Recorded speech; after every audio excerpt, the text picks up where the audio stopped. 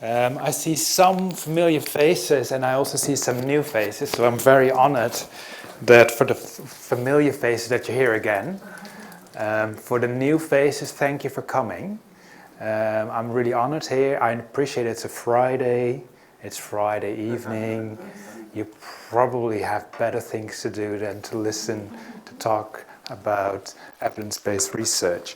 But what I will try to do, so previously I mostly talked about the conceptual framework of evidence-based research. Now I want to apply framework, and you will do a lot of work today.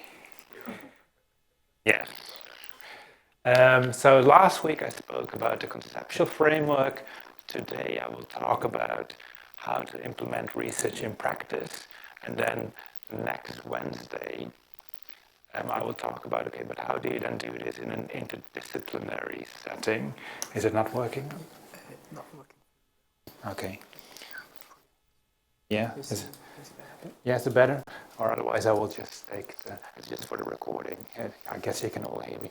And also I'm doing a thematic seminar on learning analytics and learning design, whether it's in Marriage Made in Heaven or not, on Tuesday, so feel free to join as well. So, what will we do? I will first briefly share with you, for those who were here, what did we discuss last week, and everyone can basically still chip in. And then I will talk about two practical examples about how we could implement evidence-based practice, and you will do most of the work. And then if there is time left, I will take two more examples. I think there's a little bit of weird feedback loop, right? Yeah, shall I take the other mic? Yeah?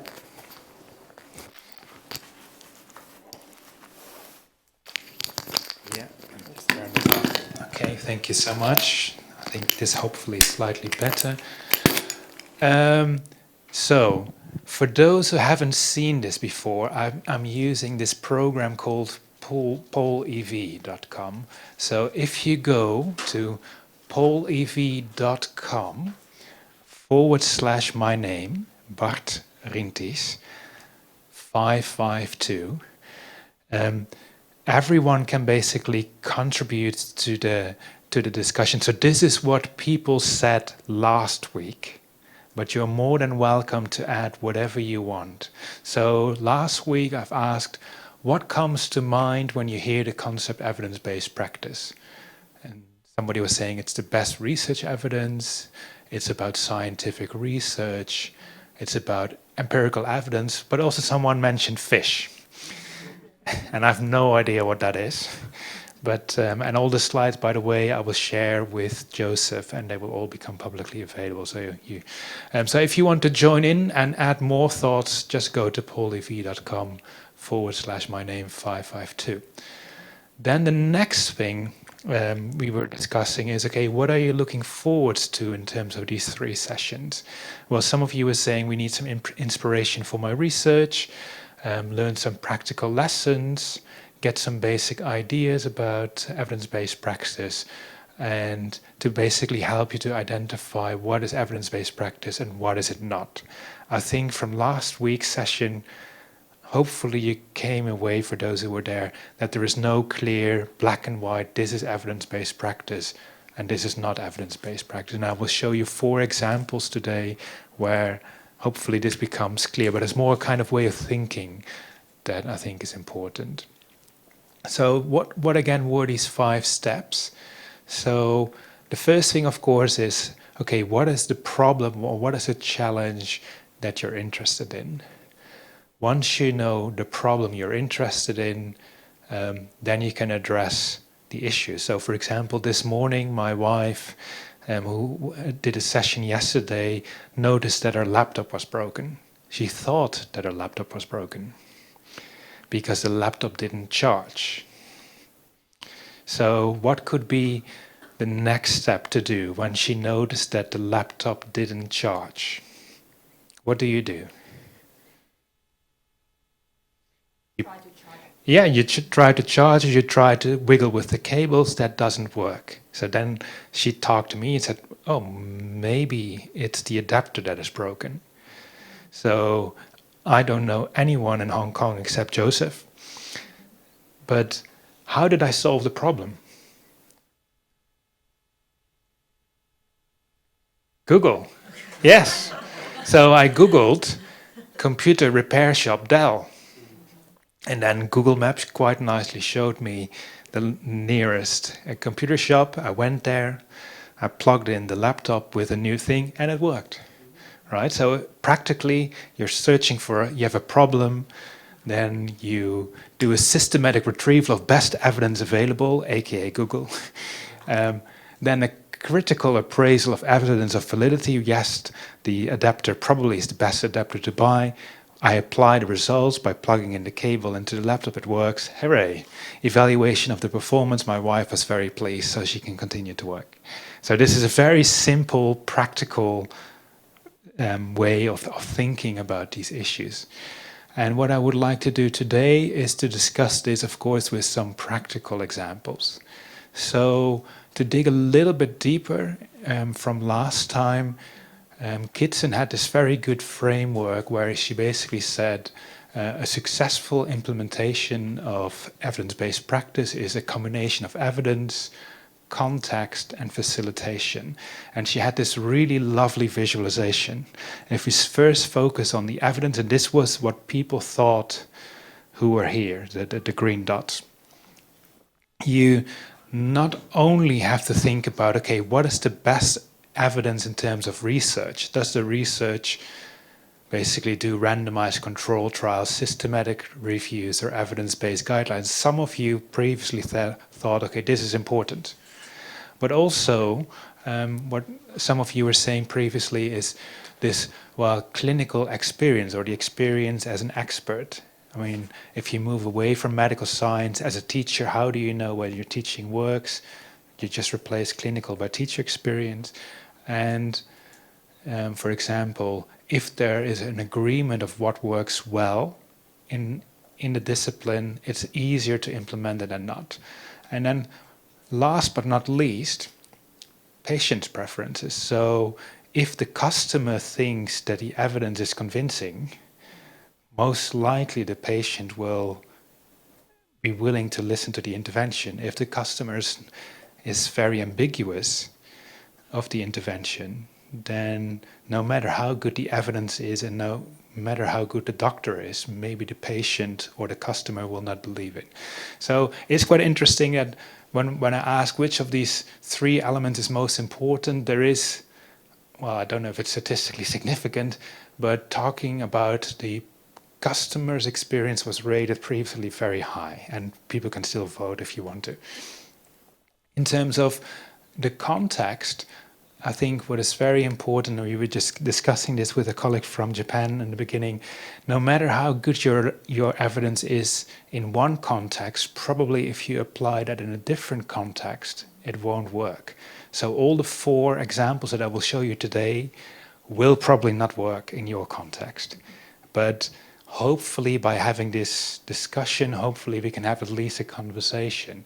And what Kitson has found was in organizations where there is a clear culture of learning, where there's a clear leadership role, and where there's clear measurement of the kind of adaptation of the intervention, it's more likely that this implementation will be considered to be successful.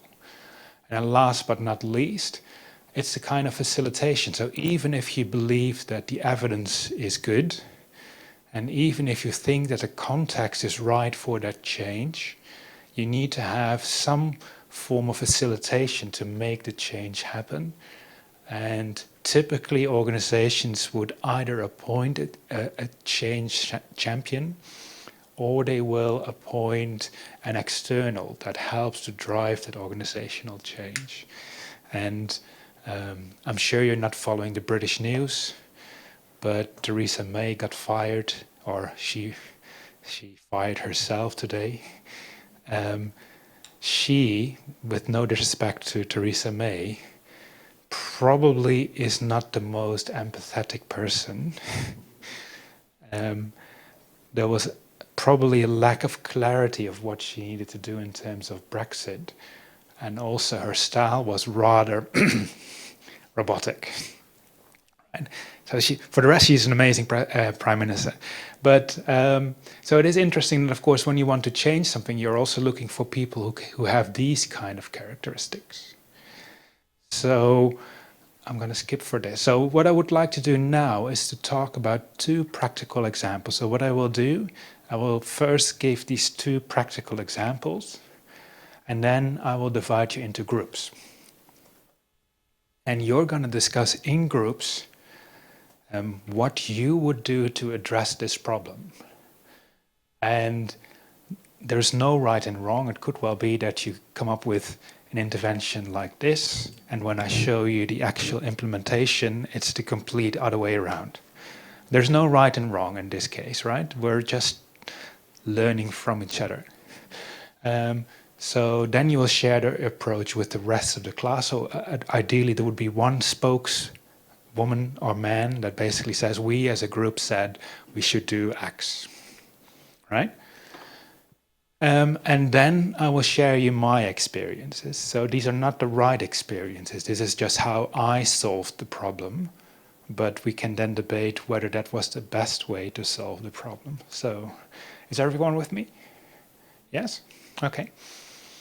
So the first problem, I don't know if it's a problem, it is a problem anyway, was when I was previously working at a different institute. I was in charge of buying a new virtual learning environment. So you use Moodle, and we had this offer from Desire to Learn, and that's a new company. A couple of years ago in 2012, it was quite new. And they had this amazing service, which they called audio-visual instructor videos. And they said that these audio instructor videos were really supportive for teachers and helped them to make the switch from, at that time, WebCT, Blackboard to Desire to Learn. And testing in the United States indicated that teachers really enjoyed these audiovisual instructor videos. But of course, these tests were done in the US. And it said enjoyed. It didn't say that people learned from it. And the additional cost for buying these training materials was around 50,000 pounds, which is roughly 500,000 Hong Kong dollar. So my senior management was thinking, well, that's a lot of money. But yeah, I mean, apparently these are good stuff. So the first example, what I would like you to do, and that's what I will do in groups, is to think about, okay, would this 50,000, would that be a good investment? And how would you test this? How would you design a study to test whether or not this would be a good way to invest money as a university? And what could be the pros and cons for this? So that's example number one. And I'm really looking forward to hear what your creative solutions will be. Example number two is completely different kettle of fish. So in example two, one of my amazing PhD students noticed that in some cross-cultural collaborative groups, you always have people who are very active and people who are less active. But we know from research that if you work in authentic groups, that in general leads to very good learning, but also leads to better learning outcomes for everyone. However, in these cross-cultural groups, some students remain silent, even though they might really have something valuable to contribute. But for some reason, they're not saying anything. And this is, I think, found across hundreds of studies across the globe, both in face-to-face and in online settings. And she found maybe there's also a link between being active in these groups and your performance. So what she was interested in was to ask a very simple question: why do some students interact less in cross-cultural groups?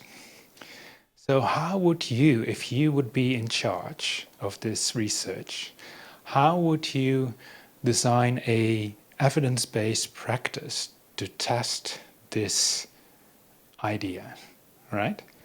So in a nutshell, I'm just putting the two together. So on the left-hand side, big investment decision. Right-hand side, slightly more subtle, but interesting. So what I would like to do is, if oh, okay, let's ask a different question.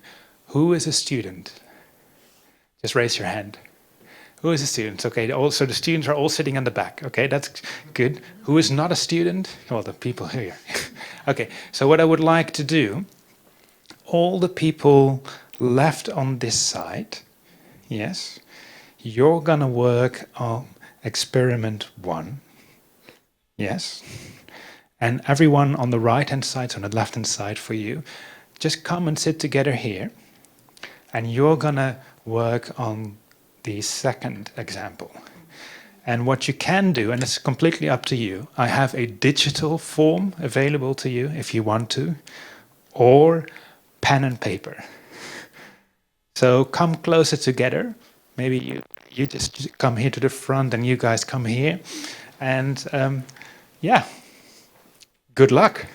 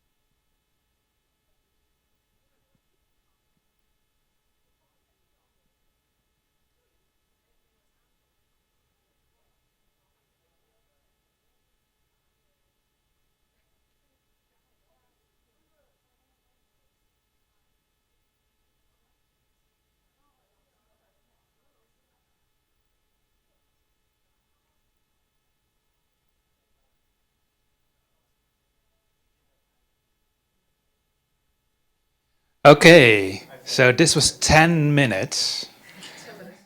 And I think you've done already an amazing job. I couldn't understand a single word here, but it seemed to be very passionate debate. That's very good. And I think we've found one volunteer, right? Yes. So what did you find out? For example number one, we would like to divide the group into three groups. So the first group that we will have a control group that we do nothing. We do not engage in any sort of the audiovisual instructor video system. And then for another one that we try to adopt the new VLE system. And then for which that we have to pay for $50,000 pounds per year. And then for the third one, we will try to see and explore a version for which that is very similar, but then we do not need to pay a penny. And then by allowing one faculty member to teach the three different groups, so we will try to compare and contrast the effectiveness of teaching and learning. And then all the stakeholders involved will be interviewed and asked about their opinions. So that is how we deal with example one.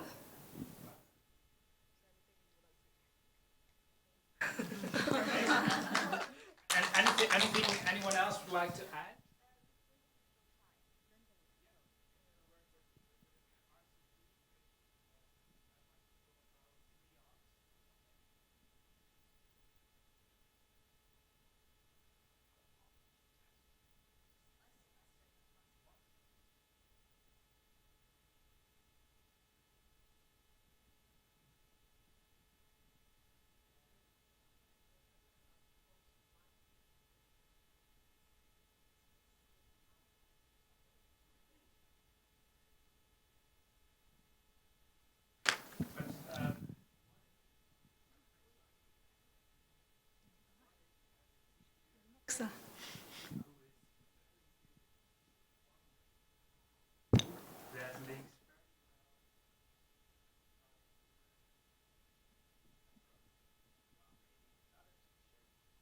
Or maybe another teacher, or maybe 10 other teachers, they actually like a slightly different way of teaching.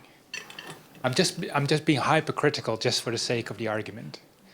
So can you really prove with one teacher, with a nice randomized control trial? Idea is that we want to minimize actually the teaching styles of different teachers. Some teachers, even with very boring materials, they can make it interesting. So therefore, if just one teacher, it's generally more consistent.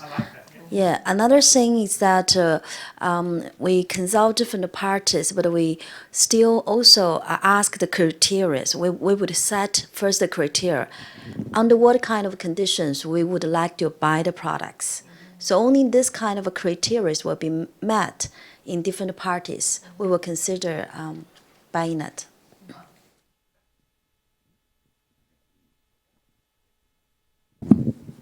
To address your questions, if resources are available, I think we can increase the number of teachers. So we can have 5 or 10 teachers if we have enough resources, so that we can balance out the teaching style. And also before the at the beginning of this the first phase, we can ask the teacher's preference, so that we know that they particularly prefer one over the other, and we may control these scores. Okay, so you're designing kind of pre-test.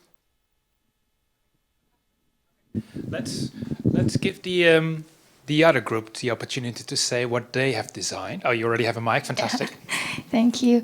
My group mates think that firstly we have some observation because we think that the minority groups in the new cultural environment would have some language problem, the language barrier, and they would have lack of security.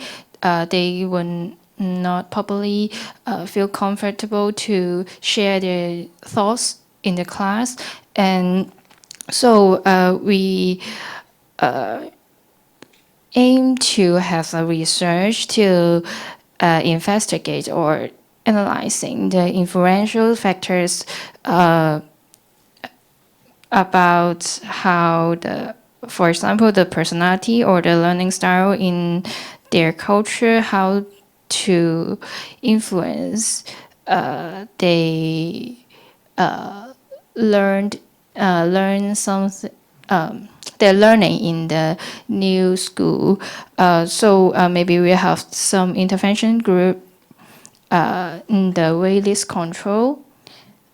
Yeah, and the intervention group, maybe we have some peer supportive group trying to link with, help the minority group students link with the local students by some activities, like some orientation day. We have a local student which act as a group leader to lead them about maybe have a school tour to help them adapt their new environment and try to promote some learning atmosphere in them. And maybe we can last this research for 1 semester and see what is there any significant difference between the waitlist control group and the intervention group. So I think that's all. Yeah, thanks.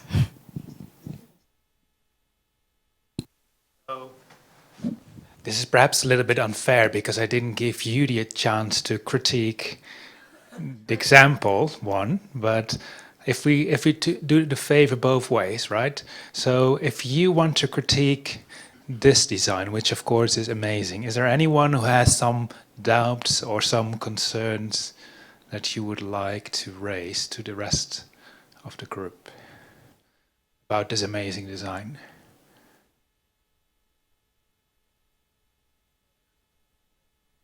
Yeah.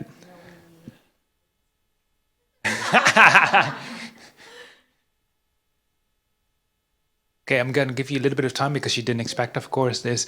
Of course, the difficulty is obviously a potential for contamination.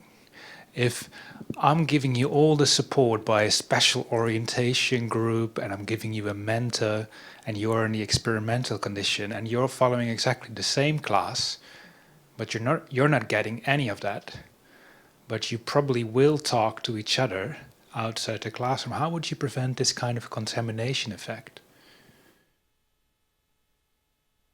See what I'm trying to say? Because I do like, within your example one, you have one teacher who teaches the same course in different versions, and that at least you can prevent that kind of contamination effect. But I do like it.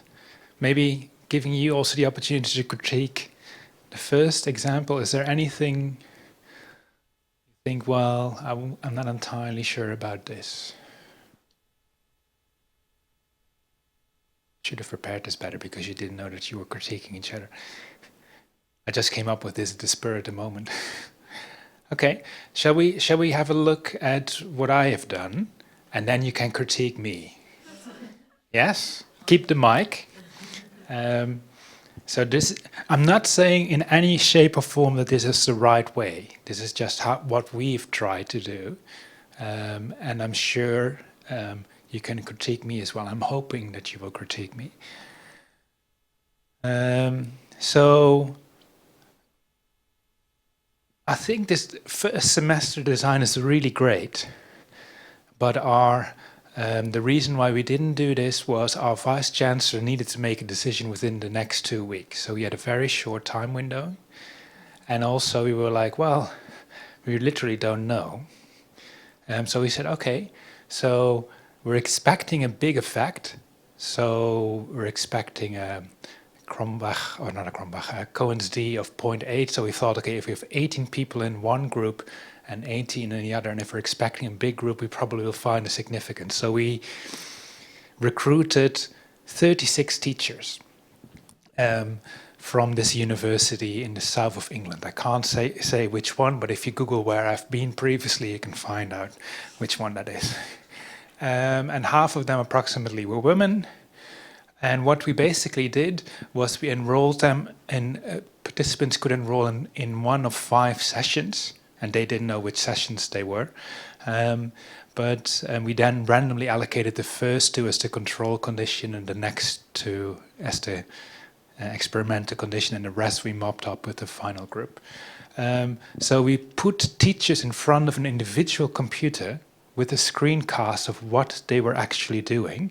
And we asked them to complete a so-called pre-test of their technology acceptance, which of course you're also proposing. And we first allowed them 15 minutes to navigate the VLE without any instruction, so they could just get a feel of the virtual learning environment, just to get an initial taste, because that probably replicates the kind of real environment. Once a teacher comes into the environment, they will probably just browse. And then after 15 minutes, we gave them a new module with full instructor rights. So we asked them to do 5 classical VLE activities, upload a file, all these kind of other things which you typically do in a virtual learning environment.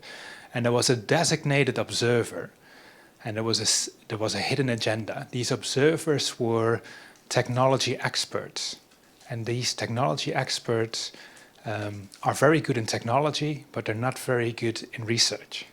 So I said, okay, if we put this technology expert together with the teacher, they can start to see, okay, but where are teachers actually struggling? So that for them was a good learning opportunity, but also for us as a team, we could then see, okay, how can we improve the understanding of how teachers engage with the new environment? But in a way, that's not the purpose of the study.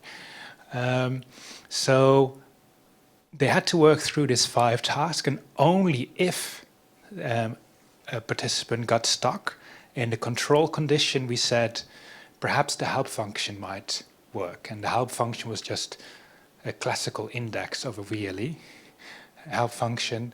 And in the experimental condition, we said perhaps these amazing audio instructor videos might help. Right? So then what we did, so we did the pre-test. After every task, the participant indicated how easy or difficult it was to complete, and the observer did exactly the same thing, so you get a kind of balanced perspective. At the end, they also completed how well they thought it went or not. We measured exactly the time of completion, and giving learning analytics, we coded whether or not the participants actually did the thing they were supposed to do using the screencast. So it's not only just observation, is also based on real data. So, do you think there's a difference? do you think this amazing audio instructors tools would help? Group 1.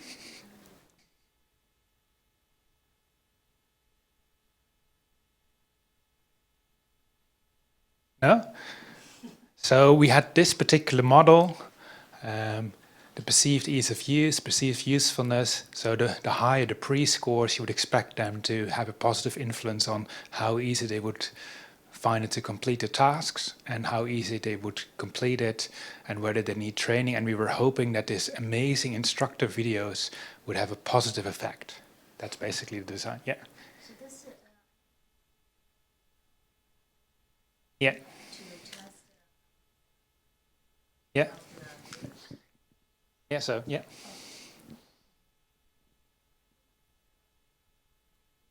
it's a very good design to test how actually teachers, if they are the users, so how easy they find it handy to use or not. However, in our design, we're really concerned about students. Yes, very good.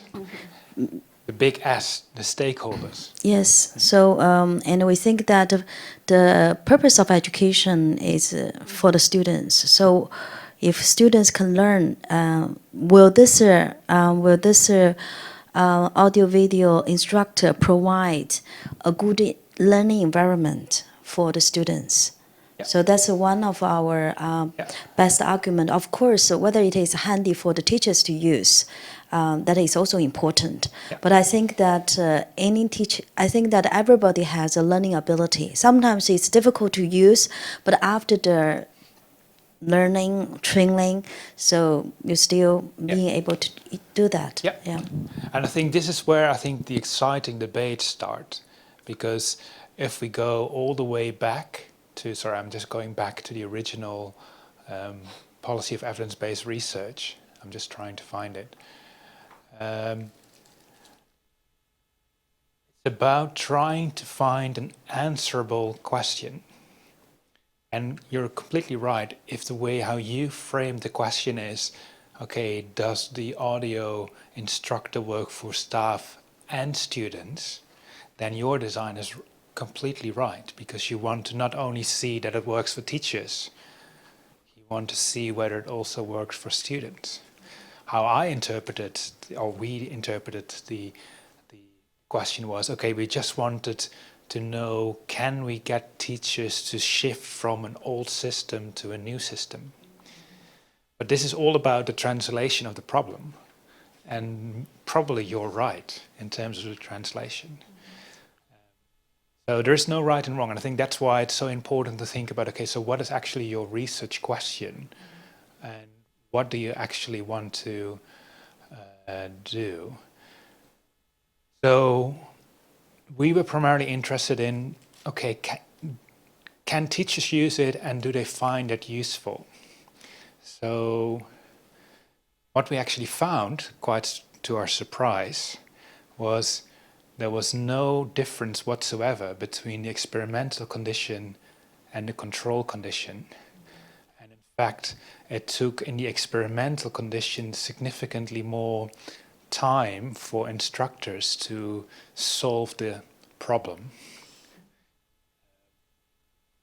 And so that basically meant also that, well, maybe spending £50,000 a year might not be such a good idea. Because the teachers themselves didn't feel that it was, I mean, the experimental condition didn't necessarily feel this was to do. So what we, in a way, we found was, okay, people who really are comfortable with technology, they do well and they complete the task well in advance. Whether teachers find it useful or not doesn't seem to influence it, and apparently, quite in contrast to what we expected, the instructor videos led to a negative time to complete the tasks rather than a positive, which is against the kind of thing that Desire to Learn told us. So when I personally reflect on this, we as a university decided not to buy the system because we didn't think it was valuable. Maybe in your design we would have found something different. Maybe the teachers who would have designed it with this tool, perhaps their students were more happy. But we made the decision based on this experiment that this was not worth the money. At the same time, I have to be honest, the study we did in 2012, and it was only published in 2016, because it took a year of legal debating between the company and us, whether or not we were allowed to publish the results. Because they, of course, didn't want us to publish this. I'm mindful that I'm being recorded, so I will try to keep polite. But it's one of those things which you don't think about evidence-based practice when you're just doing something for a company, that you think, oh yeah, what if the results don't turn out to be as positive as they expected? But thankfully, with lots of political pressure, which is jargon, we eventually were allowed to publish it. And I think in particular this kind of evidence-based approach by setting up this experiment was really useful for the tech team, because they are now using it in a kind of continuous way. Every time when they develop a new version of the VLE, they test it with some guinea pigs, with some teachers or students to see if it works or not. But it's a lot of work. I probably could spend do other things and get articles easier than doing it in this way. So please critique me.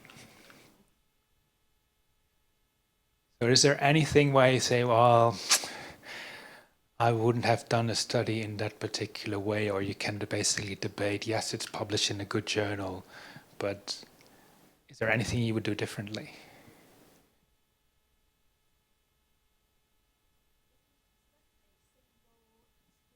Yes, it's just a single experiment, yes. And it's just an experiment in one artificial setting. But of course, we've controlled a lot of factors. And it is not based on self-report, it is based on real behavior. And real behavior that was captured not only in terms of perceived ease of use, but also the actual what they did. And it could be that, I mean, people rightfully could criticize, but maybe if you have an observer continuously sitting next to you, you might not really act authentically. And maybe people had a bad day, and maybe you could argue that 18 is perhaps not sufficient. Maybe expecting a large effect size was not the right way forward. Maybe we should have done more. But I don't have critique about the design, but I have a comment about it. Fantastic. So usually, like for instance, I just set an example from the daily life.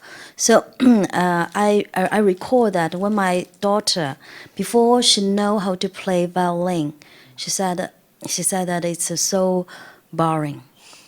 But after that, she knows how to play violin and enjoy the music. And then music is, I think she said that music is my life. So that's her. So that's another question. Yep. So because anything that new technology, it raises a little anxiety. Yep. Therefore, of course, that's also we have our comfort zone. Yep. So doing what we used to do actually is more easier. It's much easier and much more comfortable. Yeah, and more confident. Yep. Yeah, and so that's just. It's not about design. I think the design is wonderful, but that's a hidden issue. Yeah, just. Yeah, no, I couldn't agree more, because you could argue, is it really such a big difference, these 120 additional seconds, which is literally 2 minutes? What is 2 minutes on one task? It's basically 10 minutes on 5 tasks. And maybe, like your daughter in the violin, if the teacher learns to use a system, maybe he or she will become faster over time.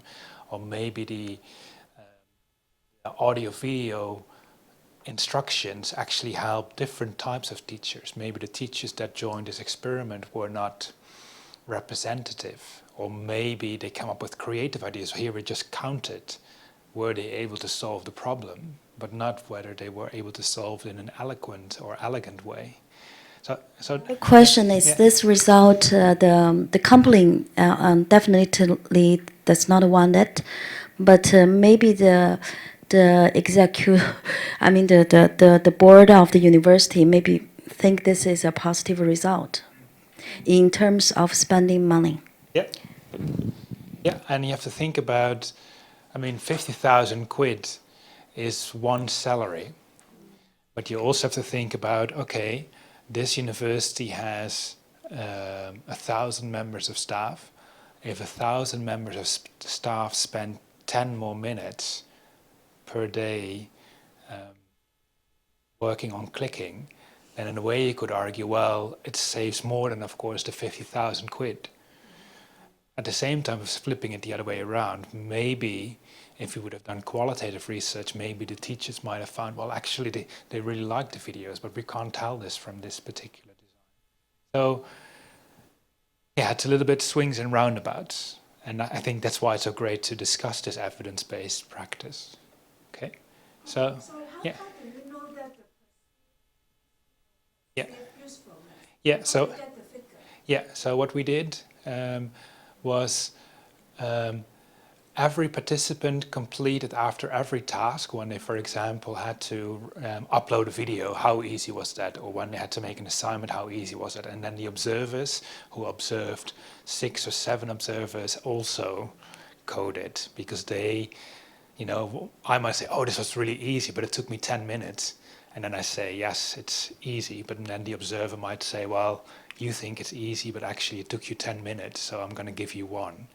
But we then also looked at the screencast to see, okay, how easy was it in actual fact? So retrospectively, an independent coder coded all the interactions. But at the same time, it's a kind of combination of perception and actually what they did. And this is, again, it's just five things that the teacher had to do. Maybe if we would have asked them other things like design an interactive discussion, maybe the tool would be different. Okay? Yeah. Yeah. Who are these faculty members? Are they from the same faculty? Because I'm just role play the person from the company. You say, well, maybe it's useful for one particular faculty like science, but it's not very useful for social sciences. So I don't know. So are they from the same faculty, or how do you select those 36? But so what we did, we had, I was also part of a teaching training program. So in the UK, every academic who starts to teach has to follow a so-called postgraduate certificate for teaching.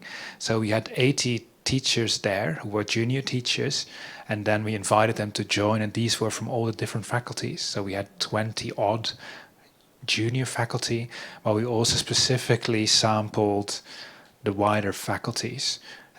So you can also see it from the age range somewhere here, I think. Yeah, age range 38, but with a very large standard deviation. So it was across the board. So of course also the legal department, they of this amazing company, they really went line per line through the data and came up with lots of questions. Because of course they, like you, what we're doing is research. Yeah, but this is not good and this is not good. But eventually they couldn't find any. Anyway, so let's go through the second experiment. The second experiment is, yeah. I've brought up some question or opinion. I don't know is it related to your research, but I wonder, is it the interaction between the teachers and the students would be an influential factors to how the teachers perceive the usefulness of the VLE? Because maybe take this seminar as an example. We may have some real-time interaction, and I ask you a question, you timely response to me. But maybe for the virtual learning environment, as you said, the teachers may have to take some time to solve their problem, quote-unquote problem, right? Is it one of the factors that the students may, or the teachers think the VLE or the video is not useful for their teaching? Is it make sense? Yeah, definitely. I think in a way it relates also to your comments in terms of who were these teachers and what were their backgrounds, where did they come from. And of course, all these teachers come in with a particular mindset. They've never seen this VLE before. And of course, some of those teachers might be very experienced online instructors. Some of them might not be very experienced. So there's a mixed bag, and you would normally assume in a way because of the randomization, some of those mitigating latent variables might be less important. I think it also comes back to the kind of tension between the experiment group 1 and us, or me. You were very much interested in the kind of teacher and student experience. In this case, we were just interested in the teacher. So I totally get your point of view, and I think if we would have more money, because we literally did this, let's say I came up with this idea and then 2 weeks later we implemented it. If we would have more money, you would do this more kind of longitudinal way that you suggested. Of course we didn't. Okay, shall we just move on to the next one? So this was basically a more cross-cultural narrative, and there are many ways to do this. But Jenna Mittelmeier, who is now a lecturer at the University of Manchester, chose a qualitative approach, a qualitative mixed method approach. And what she did was she selected a university with a very large diversity of students and staff. And according to the Times Higher, it's in the top 20 of most internationally diverse students. And what she did, she used a so-called cluster analysis. So she cluster analyzed 1,000 students based on their grades, and she specifically was interested in high, medium, low performing students. And then she selected 80 of those students in the different groups, and 20 students volunteered to participate, and there was no bias in terms of response bias. So what she did, because culture is very sensitive, and also asking about something like, hey, why are you not contributing more to groups, is very sensitive. She decided to use a so-called vignette, which I will show you in a minute. So she had one-to-one interviews, and rather than talking about individuals, she used this particular vignette. So this vignette was based on real research, but in a way we anonymized a real group. So for example, there was one student who was from the Netherlands who speaks 23 times, 4 times about the group, 7 times about the academic contact, and 12 times socially. And then, for example, there's a student 5 from East Asia who speaks 7 times, etc., etc., etc. So this was a vignette for people to reflect upon and then see, okay, do I find similar experiences in my group, and why is it, for example, that this particular person who is coincidentally from East Asia only speaks twice? So we're not blaming anyone here, we're just observing, hey, this is what could happen in a group and what could be the reasons behind that. So she interviewed this student, and we had those 8 kind of codes that we collected. And you've mentioned language, you've mentioned personality. We focused on statements made in terms of culture, statements in terms of openness, which could be related to their personality, etc., etc., etc. So she coded all these interviews, and we then divided these into 3 different clusters. And what we found was that the high-performing students, on average, talked more about these so-called cultural influences, and these cultural influences are statements related to how culture influences the behavior in group work, including statements about cultural distance and cultural differences. And quite interestingly, the low-performing students mostly talked about social relations in comparison to the others. And social relations are statements about social relations and building connections with group members. So if you then look a little bit deeper in terms of the qualitative analysis, for example, the high-performing students, they considered themselves to be leaders. They talked about forming bonds with other people, but they were basically not needing the social bonds. They were just saying, oh, it's nice to have a conversation. So, for example, one person from China said, I think for some social talks it's much easier than academic topics, and people are more willing to speak about their daily lives, for instance, their hobbies, speaking about group work. And another person from Belgium says, well, it's boring to always talk to the same people. So this male student consciously looked at finding people from different cultural backgrounds. If we then, for example, look at the low-performing students, they indicated that they were less comfortable with group work. And they also indicated they would be less comfortable to talk to people on a personal level unless they knew them. So one person said, I was in that group situation as well. I didn't know what to say. I didn't feel part of the group. I think the main goal of the group is to get to know each other, to feel comfortable, and thus this person didn't want to contribute. Also, this person just indicated he or she, it's a she didn't feel comfortable talking. And what was also really interesting, and that's, I guess, when you sample students from different groups, is that you can really unpack different narratives. So in the top performing students, they were like, well, you know, I don't need teachers. They just interfere with my debate. While the low performing students, they said, well, teachers should take an active role. There's this one tutor, German woman, really organized. She made criteria, she mentioned the names, etc., etc., etc. So it's really interesting that students are really unpicking different elements depending on where they're performing. So my own reflections on this when we did this research is, this is a top-ranked university.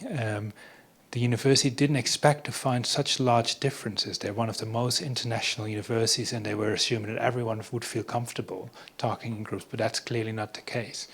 So what they have done after this research is, from day one, very similar to what you're suggesting in terms of the orientation day, they made active membership of these orientation days and also included mentorship programs to raise awareness for all students. And what was really interesting, which I haven't really highlighted, is the low-performing students, they didn't feel a need to network, but they would benefit most from networking. So what we have basically said is students need to network more, and they are continuously being encouraged to do so. I think what is also really nice, and I don't know if it's evidence-based, but by sampling these students before the interview, but not knowing which student was whom, we just generated the interview since we didn't know whether it was a high or low performing student, but at least being able to extract those. We could find hidden differences in themes and narratives which you may not have found otherwise. And what was really useful is this vignette. So rather than talking, hey, why did you not contribute? It was about a safer space where people could work. And at the same time, qualitative coding is a lot of work. And that's why, she, in her follow-up study didn't use this. So critique this. Who wants to raise? This is very different from the randomized control trial study we did earlier, right? Yeah, you still have a microphone. No, actually, I don't have a critique, but I was very, very interested in the design, especially in terms of the three clusters. I don't know why how the research come from this brilliant idea to form these clusters and see these differences. We can actually form different clusters based on different criteria. So what give him or her this kind of intuition that, oh, yeah, academic achievement could be a critical factor that may influence different point of views. So this is quite interesting to me. Yeah, I think it's partly, and this links to what I think evidence-based research always does. It always links to a particular problem of the stakeholder. So the stakeholder in this case was the teacher of this course. And the teacher noticed that there were some really good students and some really bad students. Bad in terms of grades, not necessarily bad in terms of ability or potential. And in this particular course, yeah, we really wanted to unpack, okay, but could we have helped those students at an earlier stage? So these students were already studying for 5-6 months at Maastricht University, and in particular, cluster 1 students, it's not on this table, but they were basically failing. So can we do anything to help them? So that was the reason why we clustered according to grades. We could have easily taken a different metric, for example, their login in the VLE, or their motivation to study, or I don't know, the color of their skin, whatever. But we were particularly interested, maybe grades is a starting point. And yeah, it seemed to be an interesting angle. Any other observations or critiques?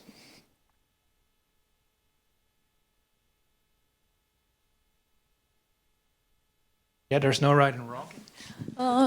I just wonder what are the grading criteria in that university, because I think it varies from course to course. Sometimes, like statistics, they don't have teamwork, so most of them are personal. And for example, like social psychology, sometimes they have group projects. So I think teamwork carries a heavy weight. So I just wonder what will be the grading system for that particular course you use to categorize students into 3 clusters. So I suppose that teamwork may play an important heavy weight in this when you use the grade, right? But so it may not be generalizable to other courses that they don't have any teamwork elements when doing grading. Yeah, so we did the cluster analysis on 4 courses: Introduction to Quantitative Methods, Accountancy because of the business school, Marketing, and Microeconomics. And in this kind of portfolio of modules, it was more the kind of classical hardcore knowledge, but also the more the collaborative learning skills and kind of softer skills that were graded. And quite to our surprise, although you would expect these 4 completely different courses to be relatively unrelated, most of the students scored either very well on all 4 or not so well on all 4. So it's an interesting narrative. And, yeah, it's fascinating. Yeah, okay. Any other comments? I'm always happy to go back to this. So shall we quickly do 2 more? Or are we tired and want to go home? It's completely up to you.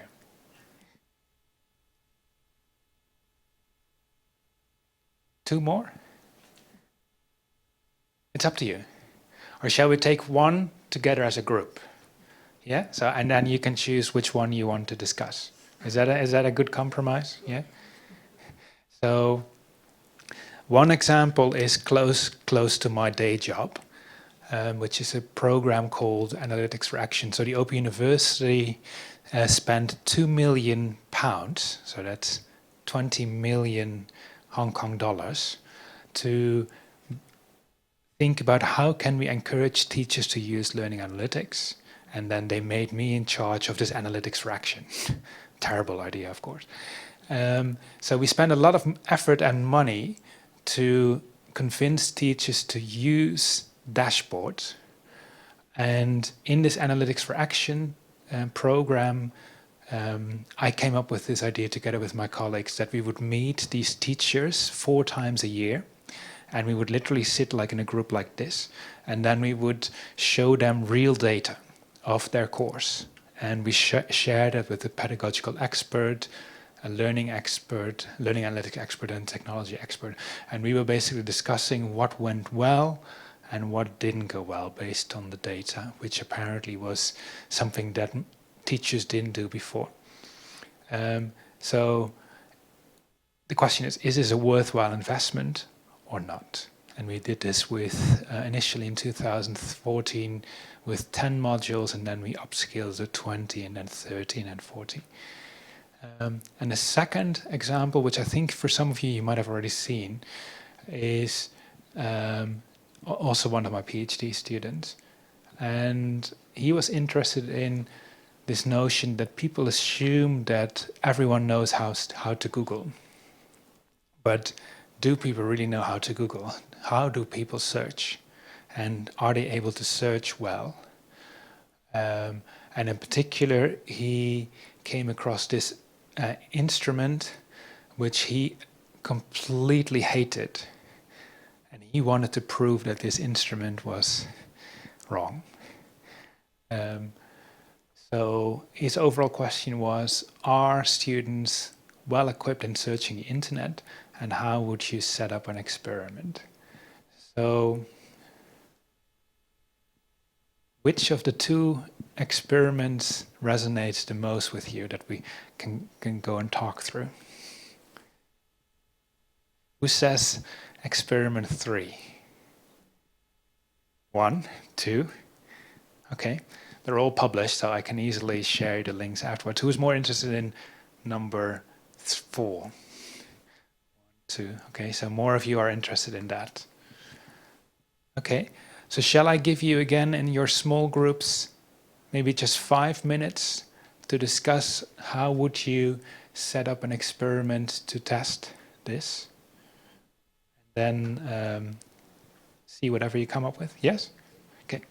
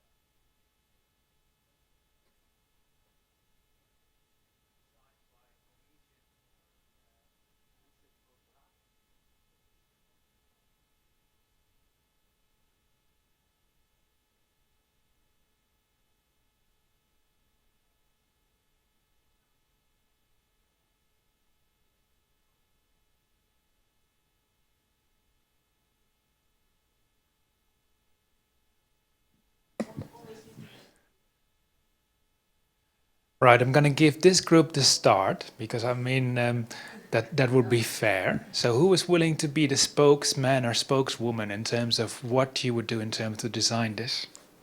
I think I already have a volunteer. It's me again. Thank you. But we didn't go through so much. Sorry. This is because of we are thinking. We are thinking two things. This is first thing is about the keywords. The keywords search.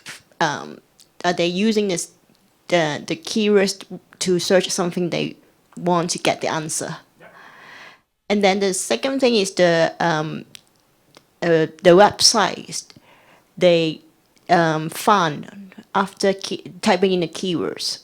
So which website is they will choose? They will finally get the answer, like something Wikipedia or just something from the authority. So this is some we just discussed.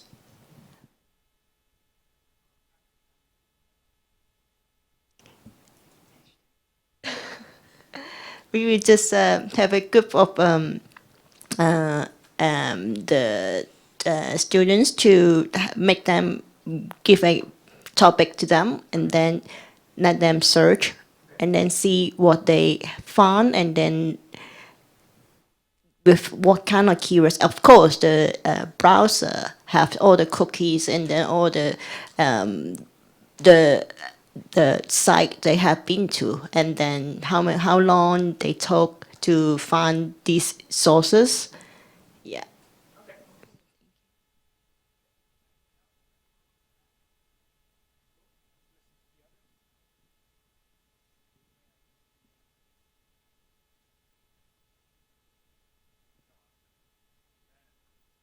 You can do it.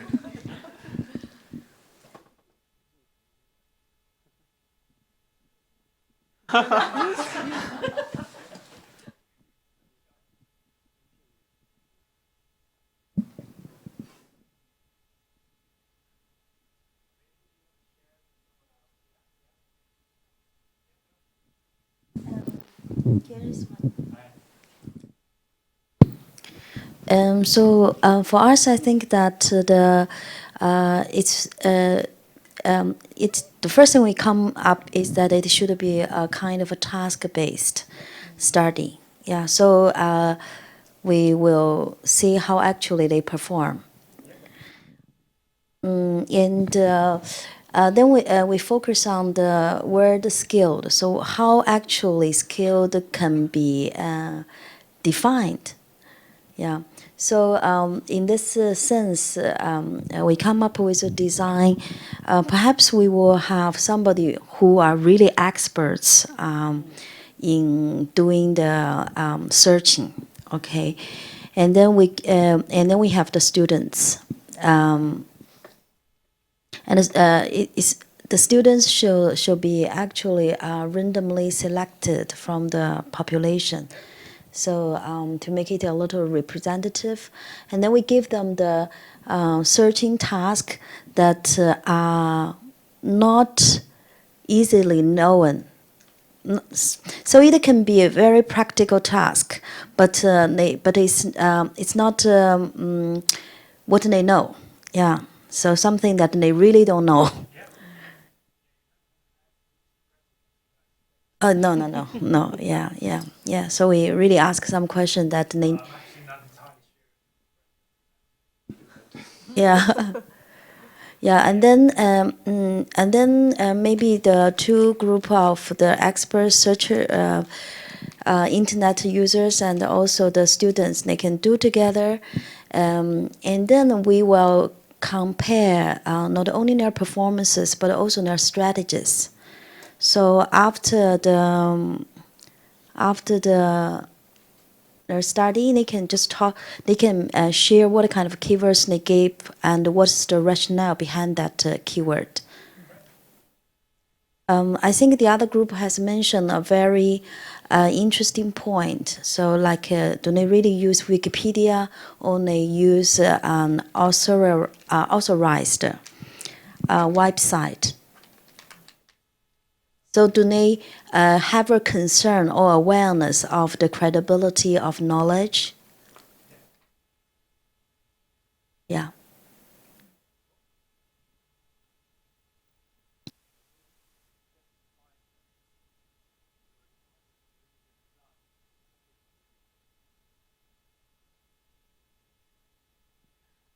This is more or less exactly what he has done. So well done. So this was part of an interdisciplinary research project together with a US institution. So I'm just going to skip this because we didn't discuss this. Right. So what we did was we came up with a really difficult task, and I think some of you have already seen this. So apparently, and I was assuming everyone would know about this, clearly not, there is this thing called red yeast rice, which is fermented red rice. And there is this myth on the internet that it's really healthy, or it's actually really bad. And on the Wikipedia site, which of course we checked, the debate is ambiguous, and it's not a really good Wikipedia site. So coming back to the selection of the problem, it was a problem which was difficult to solve, because you want people to search. And then what we needed to find to build a system, which is built by Shah and Mitchell, which is a system that automatically tracks what students were doing in terms of the website, their searching, but also we specifically wanted them to articulate their process. And the way how we designed the task was to force them to not only search for all this information, but to also come up with, okay, which of this information is best. And the way how we did this was we asked them to work in groups, and we asked them to come up with a report after 1 hour to the French government. Don't ask me why we chose the French government. Well, we chose the French government. So they had to write a short report synthesizing all the different websites that they browsed. And the beauty of the idea behind this was we knew the websites they visited, but we also knew what they wrote, so we could do machine learning to compare which chunks of text did they use and which ones they didn't, to get a kind of brain scan of their thoughts. But also we knew, because there was this chat, we could also see how they were negotiating meaning making. And before that, and I haven't said that before that, a week before, they filled in the ICQ questionnaire, which apparently is very predictive on how people search. So as part of his PhD, this was done at the same institution where Jenna did her PhD. So we selected 269 students on the red yeast rice, and then he did another experiment with the other 269 students. So this was basically just a one design approach. So this is the website that the students visited. So what is quite interesting, for example, the first one, medicinenet.com, red yeast rice and cholesterol, was visited by 89% of the students. And 62% of them actually used text from that in their answer, right? But an expert, well done for spotting this, an expert indicated that this website is just a layperson's website, so it's not very credible. What's also quite interesting, there's a website number 5, which was visited by half of the students, and 30% of the students use this, where it's a kind of alternative medicine. I'm not saying there's anything bad with alternative medicine, but the kind of evidence base of this particular website was quite kind of weak. But students nonetheless, 29% of the students decided to make claims based on perhaps not really scientific evidence. What's also quite interesting is that the first government website was this one, number 16, which was only visited by 22% of the students. And what is also quite interesting is that there is no Google Scholar or no Web of Science. The students didn't look at this, which is fascinating. And then we started to link, okay, but is there then a link between the number of pages they visited, the number of pages they used, the number of keywords that they were using, the number of messages they changed, the kind of keywords, the kind of richness, and these two magical ICQs questionnaires. And what we basically found was that in contrast to all the literature and all the studies that I've done before this, is that there's not a single correlation between what students actually do and their supposed internet searching skills. And all the other studies by this amazing Broughton were all based on self-report studies. While this, I think, is a quite robust real study. So that's it. So what I would want to discuss next week is basically more in the lines of this is, okay, how do you set up these interdisciplinary research projects? Because this one was one of the first where we really worked with computer scientists, an educationalist, and a linguist, and an economist. How do you set up those experiments? And hoping to see you then. And I'm open for any questions you might still have. So thank you for joining.